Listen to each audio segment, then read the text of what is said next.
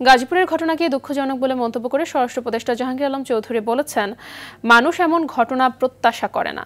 জাতি হিসেবে অসহিষ্ণু এবং স্বার্থপরতার কারণে অন্যায়ের ঘটনা দেখেও কেউ এগিয়ে আসে না বলেও মন্তব্য করেন তিনি। সচিবালয়ে স্বরাষ্ট্র মন্ত্রণালয়ের সভাকক্ষে আইন শৃঙ্খলা কমিটির বৈঠক শেষে তিনি বলেন, গাজীপুরে ঘটনায় অপরাধীদের ইতিমধ্যে গ্রেফতার করা হয়েছে, দ্রুত চার্জশিট দিয়ে বিচারের আওতায় আনা হবে। 5 আগস্টে হারিয়ে যাওয়া পুলিশের অস্ত্র ও গোলাবারুদ সন্ধানে পুরস্কার ঘোষণা করে বিজ্ঞপ্তি দেওয়া হবে বলেও জানান স্বরাষ্ট্র উপদেষ্টা।